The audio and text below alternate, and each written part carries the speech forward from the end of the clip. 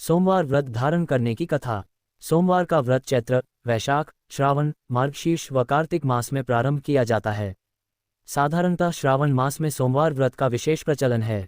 भविष्य पुराण का मत है कि चैत्र शुक्ल अष्टमी को सोमवार और आद्रा नक्षत्र हो तो उस दिन से सोमवार व्रत प्रारंभ करना चाहिए। व्रत करने वाले स्त्री व पुरुष को चाहिए कि सोमवार को प्रातःकाल काले तिल का तेल लगाकर स्नान करें। विधिपूर्वक पार्वती शिव का पूजन करें। मम क्षेमस्थैर्य विजयारोग्यश्वर्य वृद्ध्यर्थ सोमव्रतम करिष्ये से संकल्प करके शिव पूजन करें। ओम नमो दशभुजाय त्रिनेत्राय पंचवदनाय शूलिने श्वेत वृषभारुआय सर्वाभरण भूषिताय उमादेहार्धस्थाय नमस्ते सर्वमूर्ते से ध्यान करें, अथवा ओम नमः शिवाय से शिव जी का, ओम नमः शिवाय से उमा पार्वती जी का षोडशोपचार पूजन करें। इन्हीं मंत्रों से शक्ति अनुसार जप और हवन भी करें। फिर किसी बाग बगीचे में जाकर या घर पर ही एक वक्त भोजन करें। इस प्रकार से सोमवार के व्रत को 14 वर्ष तक करके फिर उद्यापन करें।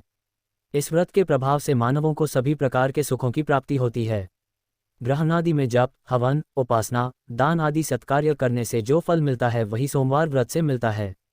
चैत्र मास में सोमवार व्रत का फल चैत्र मास में गंगाजल से सोमनाथ के स्नान कराने के समान, वैशाख में पुष्पादि से पूजन करने से कन्यादान के समान, ज्येष्ठ मास में पुष्कर स्नान करने से गोदान के समान, भाद्रपद में बृहद यज्ञों के समान, श्रावण में अश्वमेध यज्ञ के समान, भाद्रपद में सवत्स गोदान के समान, आश्विन में सूर्यग्रहण के समय कुरुक्षेत्र में रस, गुड़ व धेनु के दान के समान, कार्तिक में चारों वेद के ज्ञाता 4 ब्राह्मणों को 4 घोट जुते हुए रथ दान के समान, मार्गशीर्ष में चंद्र ग्रहण के समय काशी आदि तीर्थों में जा गंगा स्नान, जप, दान के समान, पौष में अग्निष्टोम यज्ञ के समान, माघ में गो दुग्ध गन्ना के रस से स्नान कर ब्रह्मत्यादि निवृत्ति के समान, फाल्गुन में सूर्यादि ग्रहण के समय गोदान के समान फल प्राप्त होता है।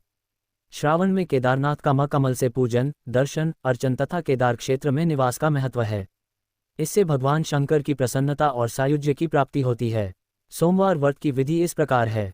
सोमवार का व्रत साधारणतया दिन के तीसरे पहर तक होता है। व्रत में फलाहार या पारण का कोई खास नियम नहीं है। दिन रात में केवल एक समय भोजन करें।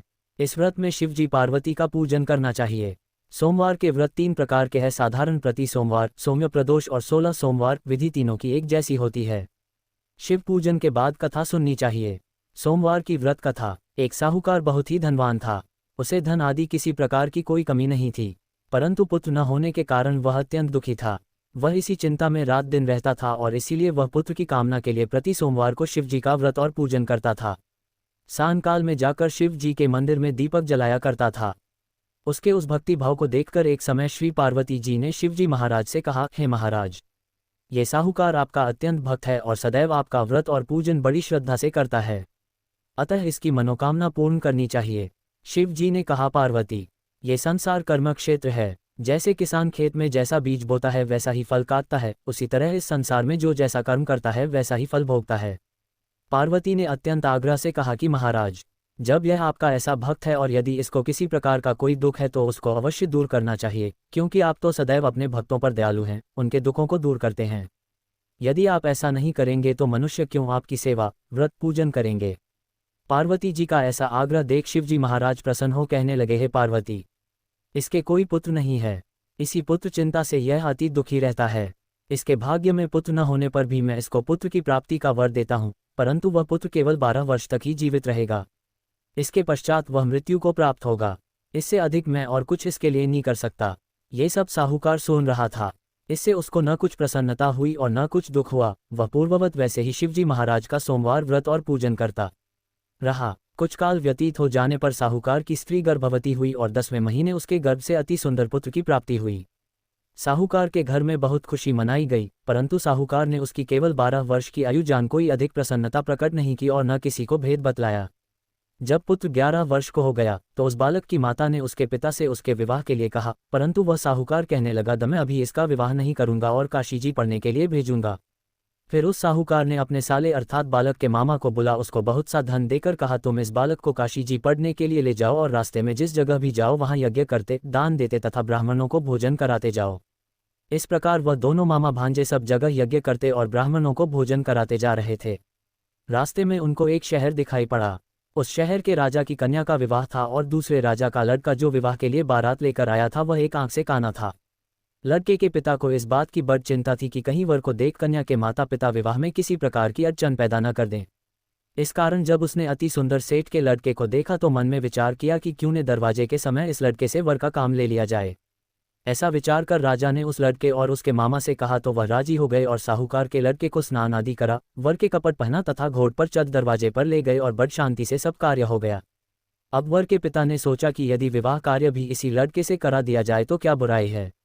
ऐसा विचार कर उसके मामा से कहा, यदि आप फेरों और कन्यादान का काम भी करा दें तो आपकी बड़ कृपा होगी और हम इसके बदले में आपको बहुत धन देंगे। उन्होंने ये भी स्वीकार कर लिया और विवाह कार्य बहुत अच्छी तरह से हो गया। परंतु जिस समय लड़का जाने लगा तो उसने राजकुमारी की चुंदरी के पल्ले पर लिख दिया कि तेरा विवाह तो मेरे साथ हुआ है, परंतु जिस राजकुमार के साथ तुमको भेजेंगे वह एक आंख से काना है और मैं तो काशी जी पढ़ने जा रहा हूँ। उस राजकुमारी ने जब चुंदरी पर ऐसा लिखा हुआ पाया तो उसने राजकुमार के साथ जाने से इनकार कर दिया और कहा कि यह मेरा पति नहीं है, मेरा विवाह इसके साथ नहीं हुआ, वह तो काशी जी पढ़ने गया है। राजकुमारी के माता पिता ने अपनी कन्या को विदा नहीं किया और बारात वापस चली गई। उधर सेठ जी का लड़का और उसके मामा काशी जी पहुंच गए। वहां जाकर उन्होंने यज्ञ करना और लड़के ने पढ़ना शुरू कर दिया। जब लड़के की आयु 12 साल की हो गई तब एक दिन उन्होंने यज्ञ रच रखा था कि उस लड़के ने अपने मामा से कहा, मामा जी आज मेरी तबीयत कुछ ठीक नहीं है। मामा ने कहा कि अंदर जाकर सो जाओ। लड़का अंदर जाकर सो गया और थोड़ी देर में उसके प्राण निकल गए। जब उसके मामा ने आकर देखा कि वह मर गया है तो उसके बद दुख हुआ और उसने सोचा कि मैं अभी रोना पीटना मचा दूंगा तो यज्ञ का कार्य अधूरा रह जाएगा।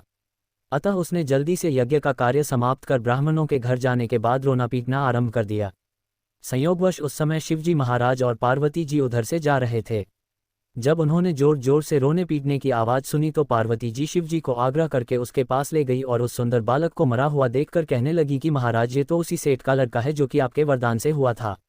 शिवजी ने कहा कि पार्वती जी इसकी आयु इतनी ही थी सो भोग चुका। पार्वती जी ने कहा कि महाराज कृपा करके इस बाल को और आयु दे नहीं तो इसके माता पिता तड़प कर मर जाएंगे। पार्वती के इस प्रकार बार बार आग्रह करने पर शिव जी ने उसको वरदान दिया। शिवजी महाराज की कृपा से लड़का जीवित हो गया। शिव पार्वती कैलाश चले गए। तब वह लड़का और उसके मामा उसी प्रकार यज्ञ करते हुए अपने घर की ओर चल पड़े और रास्ते में उसी शहर में आए जहां पर उस लड़के का विवाह हुआ था। वहां पर आकर जब उन्होंने यज्ञ आरंभ कर दिया तो उस लड़के के श्वशुर ने उसको पहचान लिया और अपने महल में लाकर उसकी बड़ खातिर की, साथ ही बहुत सारा धान और दासियों के सहित बड़ादर और सत्कार के साथ अपनी लड़की और जमाई को विदा किया। जब वह अपने शहर के निकट आए तो उसके मामा ने कहा कि पहले मैं तुम्हारे घर जाकर खबर कर आता हूँ। उस समय उसके माता पिता अपनी घर की छत पर बैठे हुए थे और उन्होंने प्रण कर रखा था कि यदि हमारा पुत्र सकुशल घर आया तो राजी खुशी नीचे आ जाएंगे, नहीं तो छत से गिरकर अपने प्राण दे देंगे। इतने में उस लड़के के मामा ने आकर यह समाचार दिया कि आपका पुत्र आ गया है, परंतु उनको विश्वास न आया। तब उसके मामा ने शपथ पूर्वक कहा कि आपका पुत्र अपनी स्त्री तथा बहुत सा धन लेकर आया है। तो सेठ ने बड़ आनंद के साथ उसका स्वागत किया और वे बड़ प्रसन्नता के साथ रहने लगे। इसी प्रकार जो कोई भी सोमवार के व्रत को धारण करता है अथवा इस कथा को पढ़ता है या सुनता है उसके दुख दूर होकर उसकी